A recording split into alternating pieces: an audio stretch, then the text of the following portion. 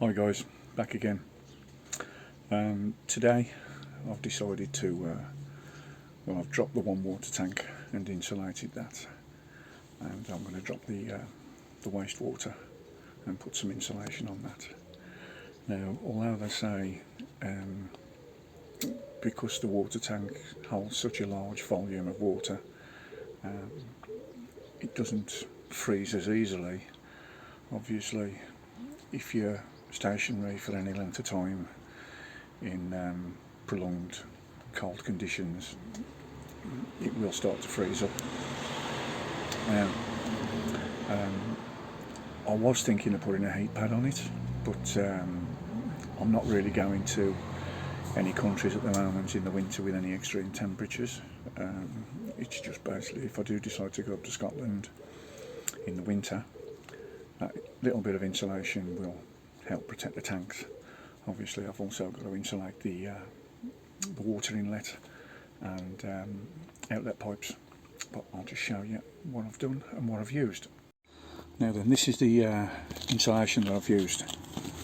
It's actually got aluminium foil on the backing, and as you can see, it's like a closed cell foam, but it's a lot squishier. There's a lot more air pockets in it. It's a bit like the butyl rubber that they use on diving suits. But what it actually is, this is the thermal matting that you put around your on your engine bulkhead, or around your transmission tunnel where your exhaust is, to stop any heat actually coming through the floor and getting heat into the car. So this stuff has slightly higher insulation properties than normal closed cell foam. And then what I'm doing is I'm putting this on the tank, and then the double bubble foil, plastic foil insulation, I'm wrapping that round on the outside just to stop any water, because obviously this, with it being aluminium, if any stones hit it, it will tear, and if it tears, you're going to start getting water ingress, and if you start getting a build-up of water inside, well, I say in between this and the tank, it's literally going to start peeling away. So I'm wrapping the double bubble around the outside. Now, as you can see, I've put the bubble foil insulation on, and I've used Gorilla duct tape on all the joints. The only thing I've had to do is, because of the brackets that are on there, I've had to leave a channel where it's exposed, because obviously without me actually going out and getting longer bolts to fit it on, it won't push up high enough for me to get the nut started. So I've just cut these pieces out. It ain't going to matter too much for how much insulation's on there and where I'll be going. The actual cross members underneath on the chassis will come across here. So I'll push this one back in place and I'll show you the other side. Now then, that's the waste tank, held on with two brackets underneath. I'll do the same on this side. Now the waste has got 3 inlets. 1, 2, 3. They're going to be for the sink and the shower and the separator toilet. But obviously, before I take this off, I've just got to cut the zip clips and remove the drainage pipe, and then I'll drop that down. So I'll get cracking and I'll show you what it looks like when it's off. Right, that's the tank back in place and bolted up in position, and the water pipes are hanging off just down there. That's the inlet for this tank, but obviously I'm going to get the other one off now, the waste tank, so I'll go around the other side and I'll just show you that. Right, now that's my waste tank. Now this little pipe on the top, there's a small hole in the tank, and this is just a vent, so when you drain it, it equalises the pressure and the water will run out of it, or as it's filling up, obviously any air can escape. So that's the drain hole. Then you've got your 3 inlets, and that's actually covered with the same foil backed insulation and double bubble foil insulation, and all taped up, ready to go back on. As you can see, the wastewater fits the same, and I've removed the dump valve pipe and the filler pipe there. Now I'll just show you in a minute, but the dump valve pipe was fitted with, I think it was 20mm convoluted pipe, but that fitted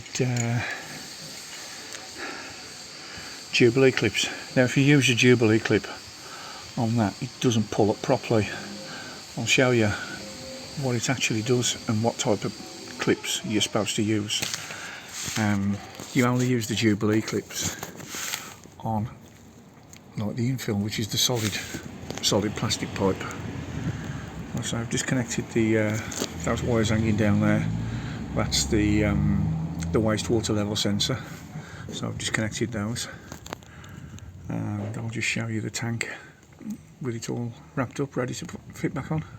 Right, now then, this is the 20mm convoluted pipe that was used on the waste, but as you can see there,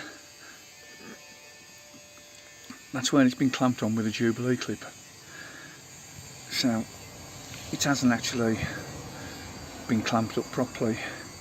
It actually damages the pipe, and as you can see on that end, it's done the same thing. It doesn't actually pull up evenly, so I'll just chuck that down there. Right, these are the actual clips you're supposed to use. I'll just show you. There you go, there's the pipe. Now this, actually, I'll just screw it on. There, make it easy. I should have loosened it off. But, as you can see, the wires actually sit inside the spiral reinforcing of the pipe, so when you actually tighten it, it actually clamps the inner lining there, that stuff, around the pipe once you push it on. Now the Jubilee clips, oh, excuse me, the Jubilee clips, I'll say, there, they only tend to pull up on the top. Now it ain't too bad with this type of pipe, but you can, I'm going to go and pick a couple up later, get the Jubilee clips which are similar to that. They've got a nut and a screw and a nut, so when you actually tighten it up, it pinches together rather than like pulls the right, where's the Jubilee clip gone? Down here.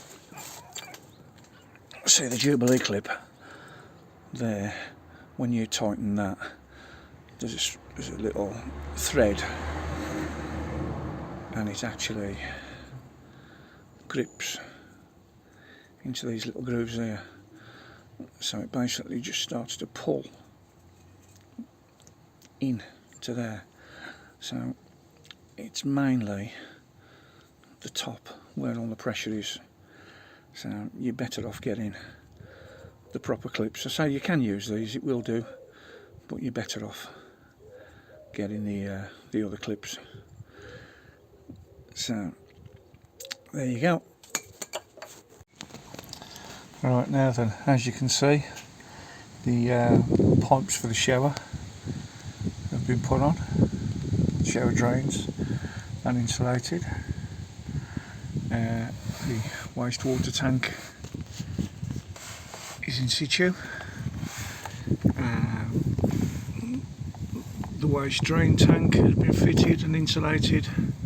The inlet for the inlet pipe for the fresh water is there. I've just got to drop another little piece of insulation on there and connect that off. So that's what they look like when they're all back in place, insulated. That little pipe just there, that's the drain valve, pressure relief valve from the Truma boiler, and that other little inlet there on the tank, that is going to be for the toilet. But that one there, that's for the kitchen sink. I've put that pipe on and insulated that. I'm just in the process of threading that across, pushing it through the floor for when the kitchen's built. Right, that's the kitchen sink pipe. Should be plenty there. Once there's a U-bend underneath the sink, and that'll be connected up to the sink. This other pipe here, that's for my diesel heater, because the cupboard, the kitchen cupboard, is going to come out round about to there, and underneath the sink I'm having a diesel tank for my diesel heater, which is my backup heater, which is, I don't know, just under the chair there. So, right, everything's a bit of a mess. I had to throw everything inside. It just started raining. So there you go. Right, I hope you've enjoyed this little video. The next one will more than likely be on the rest of my water system. I've fitted some of the pipe work, but I'll just give a quick rundown of what I've done, where I've fitted it, why I've done it, and I'll show you what pump I've used and what accumulator. So I did have the Fiamma, but they look rubbish, they're made cheap, and when you tighten up the threads for the inlets, they jump the thread. You get what you pay for, 30 quid, yeah, cheap rubbish. Whereas the Sure Flow, yeah, a little bit more expensive, but it certainly looks a quality piece of kit. But I'll show you that in the next video. If you've managed to stay this far and you've liked it and you've found any information useful to you, just give it a like if you don't mind. If you want to subscribe, you'll see the rest of my videos. Hit the notification button, and when I post one, you'll get a little notification saying I've uploaded a video. If you've got any comments, questions, just drop them in the comment section below, and I'll get back to you ASAP. Right, thanks for that, guys, and until the next one, catch you all later.